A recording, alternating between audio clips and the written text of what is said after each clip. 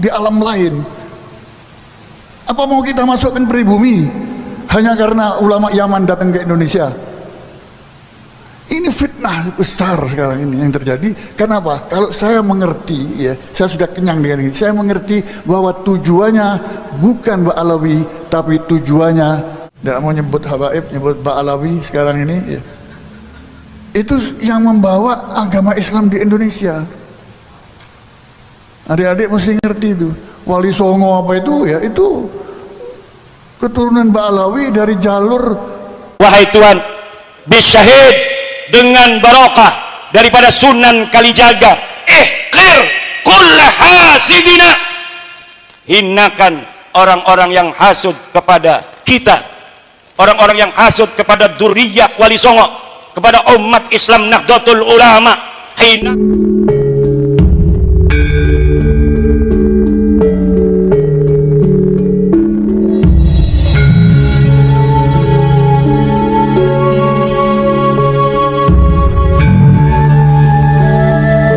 mengalami disharmoni sekarang ini, disharmoni sosial. Bisa-bisa nanti seperti, tidak mustahil seperti Ambon yang bunuh-bunuhan itu antar agama, karena yang dimunculkan ini sara, kebencian antar suku, ya. Sekarang ini sudah dimunculkan, sudah jangan percaya sama ulama dari Yaman, itu asing, ulama pribumi saja. Mulai kapan ini dimunculkan? Di Indonesia ini tidak ada yang pribumi, sudah melebur jadi NKRI. Kalau masih bicara pribumi, tidak perlu lagi NKRI. Para perintis bangsa ini sudah melebur semua, itu nggak ada. Itu istilahnya Belanda, terjemahan dari Inlander, untuk memisahkan orang-orang lokal itu dengan penjajah, buat garis gitu. Sekarang kalau ini pribumi dimunculkan, problem siapa yang pribumi di Indonesia ini? Coba, siapa yang ngaku pribumi? Jawa akan protes orang-orang Sumatera. Loh, kok enak kamu yang Jawa mau jadi pribumi? Enggak kah? Pisah saja Sumatera sendiri. Sumatera sendiri problem. Sumatera itu ada orang Aceh yang tidak sama adat istiadat bahkan agamanya dengan orang Batak misalnya. Ada orang Padang, ada orang Palembang, ada ini, sudah beda-beda lagi. Kok bicara sekarang ini bicara pribumi, tidak ada itu bicara pribumi. Belum lagi kita bicara ke Makassar. Makassar loh, kok enak banget nih Sumatera sama Jawa bilang pribumi. Kami ini juga pribumi. Ya kalau gitu bikin pribumi sendiri-sendiri. Belum lagi kita bicara Papua. Orang yang warna kulitnya beda, rambutnya beda, makanannya beda, kita makan nasi sana makan sagu, adatnya beda, agamanya beda, semuanya beda seperti orang di alam lain. Apa mau kita masukkan pribumi hanya karena ulama Yaman datang ke Indonesia?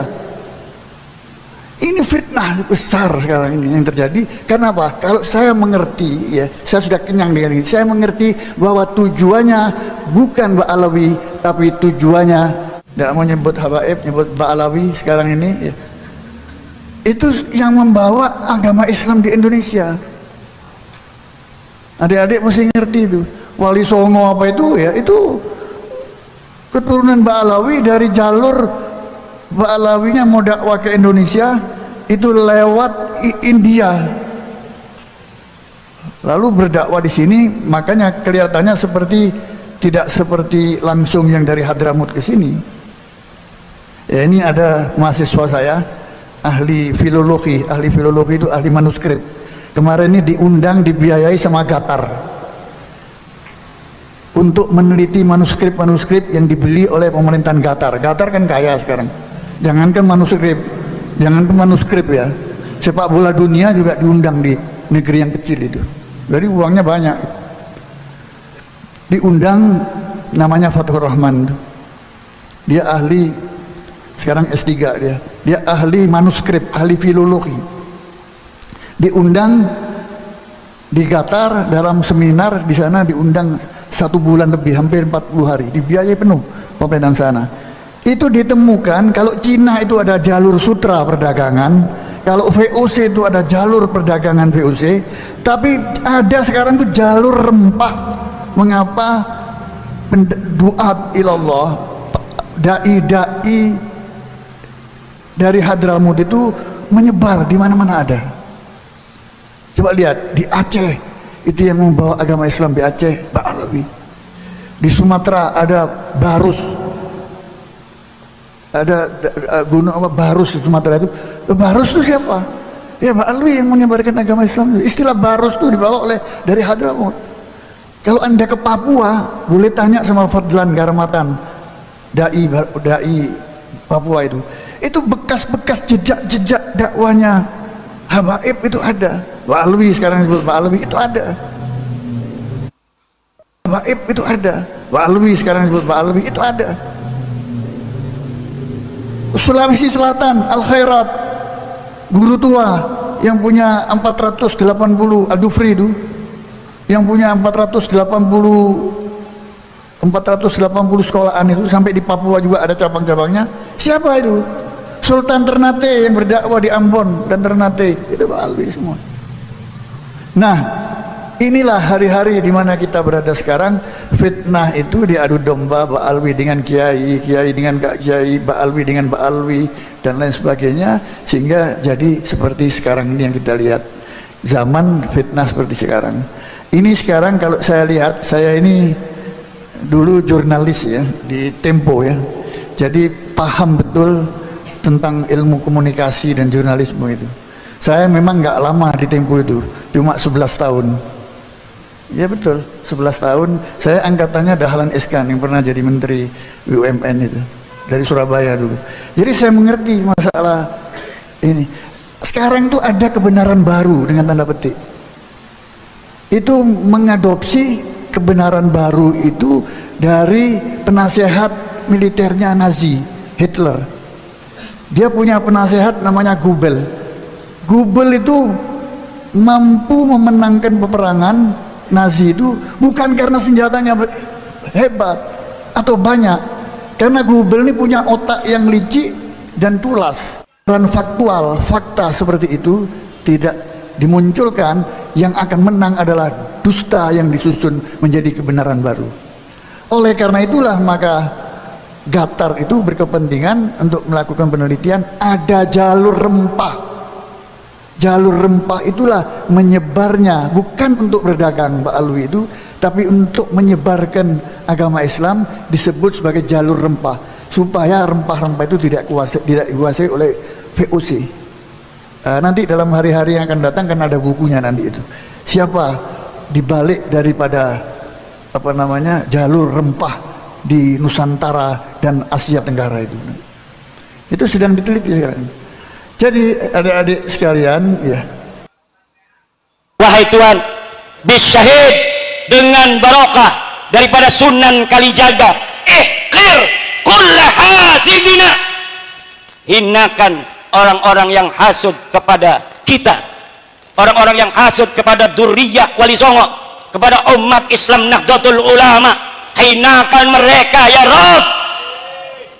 Hinakan pula pandangan mereka kepada kita yang menghina, dan hinakan pula mulut-mulut mereka yang selalu mencaci maki guru kita dan bangsa kita, bangsa Indonesia. Ya Rabbi bil umari sa'idama talabna sahil bihi wardayan ya wasi'al karami. Wahai Tuhan, dengan barokah Sunan Muria binti Sunan Kalijaga radhiyallahu anhuma, tolonglah setiap apa yang kami inginkan agar Engkau segera kabulkan ya Allah, dengan barokah daripada Sunan Muria bin Sunan Kalijaga. Setiap keinginan kami untuk hidup kami, agar kami banyak duitnya ya Allah, kabulkan, amin. Yang nggak punya duit di sini, setelah kita pulang Allah akan kasih rezeki yang banyak. Yang sedang sakit, setelah pulang Allah akan kasih kesembuhan yang tiada tara. Yang istrinya cemberut aja karena pengen kalung, mudah-mudahan segera kita punya duit. Kita akan muliakan istri kita di dalam dunia dengan kalung emas, dan di dalam akhirat dengan syafaat Kanjeng Nabi besar Muhammad sallallahu alaihi wasallam. Pengen nggak ngasih kalung emas pada istrinya? Kalau istri kita mau nurut, kasih emasnya 200 gram. Nggih, Ibu. Ini mah kita mau kawin lagi nggak ngasih apa-apa sama istri. Jadi nggak ada take and give-nya ya Bu ya. Tapi kalau kita kasih emas 500 gram, ini adindaku, engkau pakailah. Ini akan dijual lagi nggak? Enggak, untuk dirimu selamanya. Allah, tahunya kita malam kawin lagi. Tapi dia nggak terlalu sakit, betul nggak? Karena sudah punya emas 500 gram. Amin ya Allah ya Rabbal. Ini bapak-bapak pengen nikah lagi nggak? Pengen nggak? Pengen nggak? Kenapa jawabnya lihat-lihat begini dulu? Jawab aja langsung. Ini makamul doa, makamul ijabah insya Allah. Ini kalau yang diam aja ya Allah nggak mau dengar. Tapi pengen, insya Allah yang paling keras ngomong pengennya itu yang akan segera di dunia punya istri lagi, di akhirat bidadari 70 kok. Amin ya Rabbal. Pengen nggak? Tetap nggak berani Bu. Nggak kayak orang Banten. Orang Banten berani, syaratnya ngomongnya nggak ada istri. Ya ya Rabbi bi syarifi i'tina kulla syarafi wa kulla khairin lana marqali mustanimi. Wahai Tuhan, dengan barokah syarif Hidayatullah Sunan Gunung Jati, i'tina kulla syarafi. Amin. I'tina kulla syarafi. I'tina kulla syarafi. I'tina kulla syarafi lana wali auladina wali durriyatina ila yaumil qiyamah. Amin ya Allah ya Rabbal. Ya Rabbi bin Nawawi irhaman masyayikhana wa atiranna kuburahum bin ni'ami. Wahai Tuhan, dengan barokah Syekh Nawawi Tenara, irhaman masyayikhana, sayangi guru-guru kami ya Allah, para kiai-kiai kami, guru-guru pesantren kami, guru-guru ngaji di majelis taklim kami, guru-guru ngaji di musola kami, guru-guru ngaji Quran kami, guru-guru ngaji di masjid kami, dan juga guru-guru mereka sampai Wali Songo, guru-guru mereka sampai Maulana Malik Ibrahim, guru-guru mereka sampai kepada Syekh Sunan Ampel, Sunan Rahmat, sampai guru-guru mereka kepada seluruh Wali Songo. Sayangi mereka ya Rabb. Wa atiranna kuburahum bin ni'ami, dan berilah kuburan mereka wewangian dengan nikmat-nikmat daripadamu ya Rabb. Ya Rabbi bil khalili iftah kulla talibina waj'alhumu khairan minna wa khairal umami. Wahai Tuhan, dengan barokah Syekh Khalil Bangkalan ya Rabb, iftah kulla talibina, bukalah hati, pikiran, kecerdasan santri-santri kami yang mengaji kepada kami, dan jadikanlah mereka lebih baik dari kami hari ini ya Allah, dan jadikan mereka sebaik-baiknya umat. Kalau kami mencapai suatu titik, jadikanlah santri-santri kami semua ya Allah mencapai titik yang lebih tinggi dari titik-titik kami.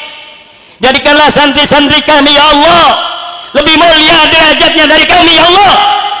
Jadikanlah santri-santri kami ya Allah lebih cerdas dari kami ya Allah, lebih cinta kepadamu ya Rabb, lebih cinta kepada kekasihmu Muhammad ya Rabb, lebih cinta kepada bangsa dan negaranya ya Rabb. Amin ya Allah ya Rabbal. Ya Rabbi bil Hasimi iqbal kulla ma da'una salatuhu wassalam li akramil umami.